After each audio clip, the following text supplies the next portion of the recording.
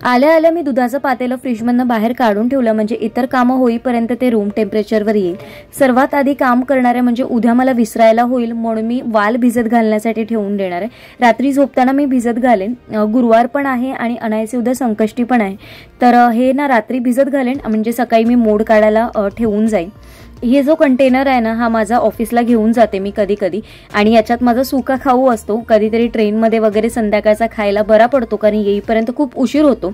तर हा जो तुम्ही याला बॉटल म्हणू शकता किंवा मग डब्बा म्हणू शकता, अशा प्रकारचा आहे. तर त्याच्यामध्ये 3 प्रकारचं तुम्ही वेगवेगळं खाऊ ठेवू शकता. आणि जे आपल्या छोट्या बॉटल्स आणलेल्या जे 6चे कंटेनर होते, तर मी म्हटलं की बडीशेप ठेवण्यासाठी याचा चांगला उपयोग होईल म्हणून मी ह्याच्यातमध्ये ठेवून घेतलेली आहे. आणि बाकीचं हे जो दोन म्हणण्यापेक्षा एकच कंटेनर आहे, त्याच्यामध्ये 2 in 1 असं आपण यूज करू शकतो आणि भरपूर असं राहतं. आणि याच्यामध्ये लिक्विड जरी तुम्ही ठेवलं ना तरी ते लीक होत नाही. अगदी लीक प्रूफ कंटेनर आहे. ज्यूस वगैरे तुम्ही जर तुम्हाला तितकंच मोजकंच काही ठेवायचं असेल किंवा एखादं फळ वगैरे सोललेलं जर तुम्ही कापून जर ठेवायचं असेल ना, तर ते हे परफेक्ट आहे. वरच्या इथे सुका खाऊ ठेवायचा आणि खाली तुम्हाला जे काही म्हणजे काही वॉटरी असेल पदार्थ, ज्यूस वगैरे असेल किंवा फ्रूट वगैरे, ते देखील खाली ठेवू शकता. तर मी ना हे आत्ताच भरून ठेवते, म्हणजे सकाळी परत त्याच्यात 5-7 मिनिटं जातात आणि मग सगळी ना मग गडबड होऊन जाते. आणि ज्या दिवशी मी विसरते ना त्या दिवशी अशीच जाते आणि मग संध्याकाळी असं वाटतं अरे थोडं काहीतरी खायला हवं होतं. आज कॉफी करायची आहे, पण थोडी आज वेगळ्या पद्धतीची कॉफी, कडक अशी कॉफी करायची होती, म्हणून मी अगदी थोडंसं पाणी घेतलंय आणि त्याच्यामध्ये मी थोडंसं पाणी गरम व्हायला दिलंय आणि नंतर त्याच्यामध्ये 1 चमचा कॉफी पावडर टाकली आणि 2 चमचे मी साखर टाकलेली आहे. आणि ह्याला छानपैकी ना उकळ आला आणि साखर छानपैकी वितळली की मग आपण याच्यामध्ये दूध ओतून घेणार आहोत. जे मी दूध काढून ठेवलेलं, म्हणूनच कॉफी करायची होती म्हणून आज दूध बऱ्याच अगोदरच काढून ठेवलं. आणि आज दोघांनाही आम्हाला कॉफी प्यायची होती म्हणून म्हटलं की चला आज अशा पद्धतीने कॉफी करू. आणि बाहेर पाऊस पण खूप होता आज, तर म्हटलं कडक कडक कॉफी अशी झाली पाहिजे. आणि अशा पद्धतीने जर कॉफी केली ना तर याची टेस्ट पण थोडी वेगळी लागते. नेहमी मी बीटरने कॉफी बीट करते आणि मग त्याच्यामध्ये दूध ओतते, तर अशा पद्धतीची पण मी कॉफी कधी कधी पिते. इथे मी भाकरवडी, आता चहाबरोबर काय खायचं, तर माझ्यासाठी 1 आणि सचिनसाठी 2 असे मोजूनच अगदी थोडंसं खाल्लं जातं, पण ते पाहिजे असतं. नाश्ता संध्याकाळचा काही ना काहीतरी लागतो. तर इथे मी कॉफी ओतून घेते आणि मग बाकीच्या कामांना आपल्याला सुरुवात करायची. जेवणाची तयारी पण आज थोडीफार मी करून घेणार आहे. आज पण असंच काहीतरी हेल्दी 1 पॉट मील असं बनवण्याचा प्रयत्न करणार आहे आणि ते आजच्या व्लॉगमधून तुमच्याबरोबर शेअर करण्याचा प्रयत्न केलाय. इथे बघू शकता गाजर आणि बीट मी दोन्ही बाहेर काढून ठेवलं आणि कोथिंबीर बघा व्यवस्थित राहिली, अगदी हिरवीगार आहे या डब्यामध्ये. आणि ह्या कंटेनरमध्ये आहेत ना पाणी पण सुटत नाही अजिबात. टिश्यू पेपर तुम्ही जसा ठेवलाय ना तसा व्यवस्थित राहतो, अगदी कुठेही खराब होत नाही. 15 दिवस ठेवा किंवा 20 दिवस राहा, काही भाजी ठेवा किंवा मग तुम्ही कोथिंबीर ठेवा, मिरची ठेवा, कढीपत्ता मग ठेवा, अगदी व्यवस्थित राहतात. लसूण, मिरची, कढीपत्ता हे देखील मला आजच्या रेसिपीला सगळं यूज होणार होतं. लसूण थोडासाच होता म्हणून सगळा काढून घेतला. आता उद्या परवा जेव्हा वेळ मिळेल मध्ये, उद्या तर वेळ नाही मिळणार कारण उद्या आपले संकष्टी आहे, त्याच्यामुळे थोडा वेळ जागेलच. परवा पण वेळ नाही मिळणार गुरुवार असल्यामुळे. आता डायरेक्ट शुक्रवार आणि उद्या परवा काही असं जेवणामध्ये लसूण वगैरे वापरण्यात येणार नाही, त्याच्यामुळे काही टेन्शन नाही. सगळ्या गोष्टी ज्या वॉश करायच्या होत्या त्या सगळ्या काढून घेतल्या मी, म्हणजे मला नंतर काम करायला खूप इझी असं पडेल. सर शुभ सकाळ, सुंदर अशा दिवसाच्या सुंदर अशा शुभेच्छा. मी प्राजक्ता आपल्या एका नवीन ब्लॉग मध्ये तुमच्या सगळ्यांचं खूप मनापासून स्वागत करते. सर्वात आधी सगळ्यांना श्री स्वामी समर्थ. आजचा वार आहे मंगळवार आणि ऑलमोस्ट 8 वाजलेत. आज थोडा उशीर झाला. आज दिवसभर पाऊस नव्हता, मात्र संध्याकाळी एंड निघायच्या टायमिंगला ऑफिसमधनं पाऊस आला. येताना पूर्ण भिजली मी आणि म्हटलं आज कॉफी मला पाहिजेच. आता गरम गरम आणि कडक अशी कॉफी पाहिजे होती मला, म्हणून मी आज सचिनला म्हटलं आज तुला पण कॉफीच प्यावी लागेल, म्हणून आम्ही दोघांसाठी कॉफी केली. छानपैकी कॉफीचा आस्वाद घेतला आणि त्याच्यानंतर म्हटलं जेवणाला सुरुवात करू. आपण बऱ्याच वेळा जेव्हा जेवण करतो, बऱ्याच वेळा आपण कुठल्या गोष्टीचा जास्त विचार करत नाही. आपल्या घरातल्या घरात ना एवढ्या अशा बऱ्याचशा गोष्टी असतात ना की ज्या आपण एकत्र केल्या ना तर त्याच्यात एक छान असा नवीन पदार्थ तयार होणारा असतो. आपण बऱ्याच वेळा युट्यूबवर बघतो रेसिपी, टीव्हीवर बघतो, मैत्रिणीकडनं ऐकतो, ऐकल्या नसतील तरी तिच्याकडनं आवर्जून विचारून आपण ती गोष्टीची रेसिपी घेतो, पण करायला कंटाळा करतो. असं बऱ्याच वेळा तुमच्या, माझ्या, आपल्या सगळ्यांच्या बाबतीत असं कधी ना कधीतरी होत असेल.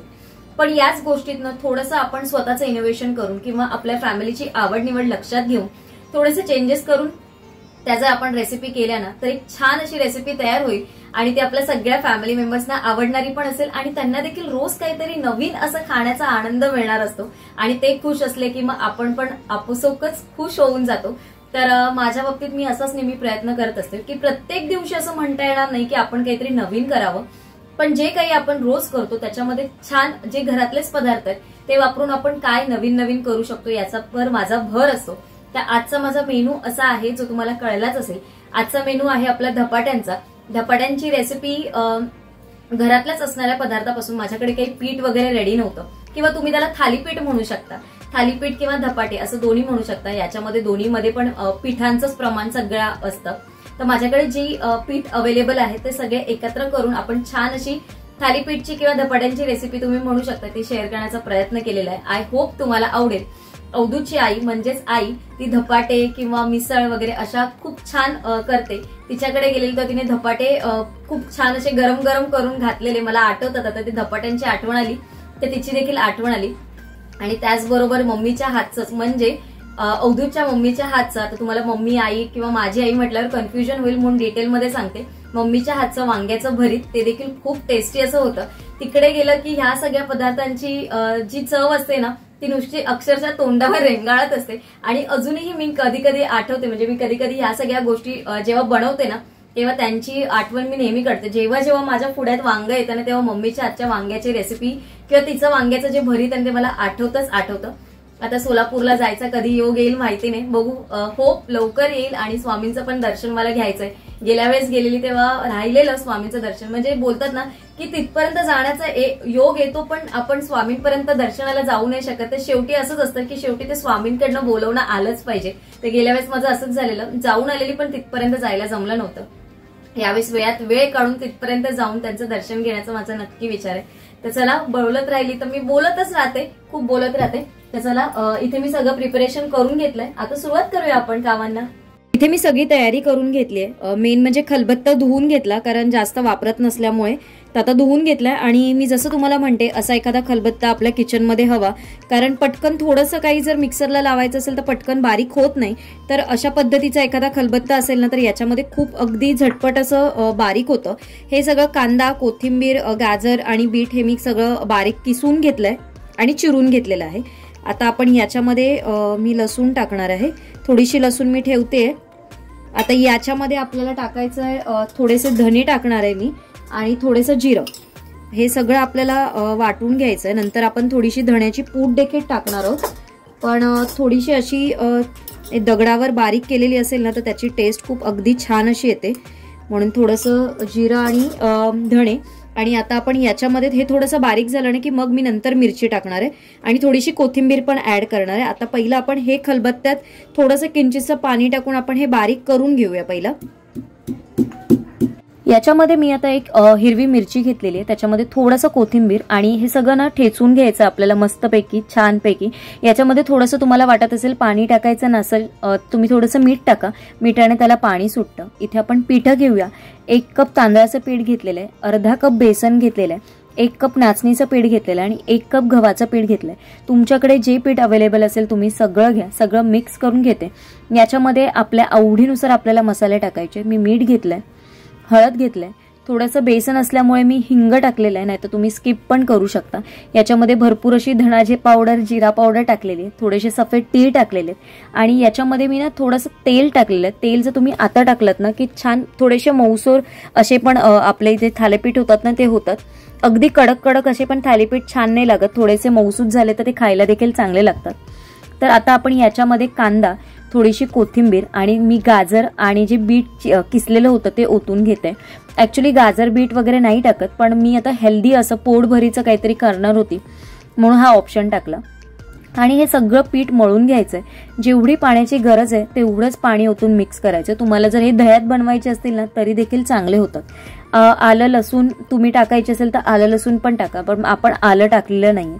हे जे पेस्ट होती ही मी थोड्या वेळाने टाकली, कारण काय होतं सुरुवातीलाच आपण जेव्हा मळतो ना तेव्हा मग मिरची कुठे तिखट असेल ना तर हाताची नंतर खूप आग होते आपल्याला सवय नसल्यामुळे, म्हणून अर्ध पीठ मळून झालं आणि की ते मळायचं म्हणजे तेवढं असं हाताला आग होत नाही मिरची जर तिखट असेल तर। आता याला एक तेलाचा हात लावायचा आणि 15 ते 20 मिनिटासाठी हे पीठ आपल्याला असंच ठेवून द्यायचंय, म्हणजे छान असं पीठ तयार होतं आणि मऊ लुसलुशीत असे थालीपीठ तयार होतात. एका साईडला आपण इथे गाजर घेतलंय, बीट घेतलेलं आहे, थोडीशी कोथिंबीर घेतलेली आणि याच्यामध्ये आपण फक्त लिंबू पिळलं आणि दाण्याचा कूट टाकलं ना तरी आपण अशीच ही कोशिंबीर खाऊ शकतो.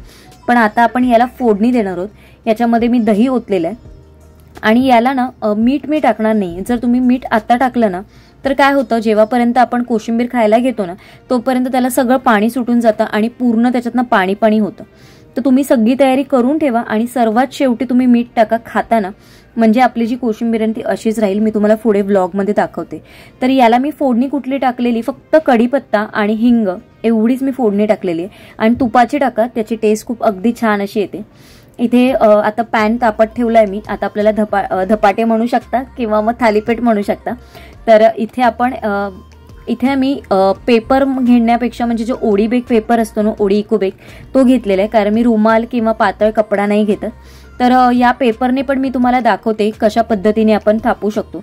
जसे आपण कपड्यावर थापतो थालीपीठ तशाच पद्धतीने हे थापून घ्यायचंय. खाली तेल वगैरे पण लावायची अजिबात गरज नाही, कारण ओडी इको बेकवर काही चिटकत वगैरे नाही. तर पाण्याचा हात लावून जसं आपण नॉर्मल थालीपीठ थापतो तसं हे छानपैकी थापून घ्यायचं आणि जेवढं पातळ करता येईल तेवढं करा.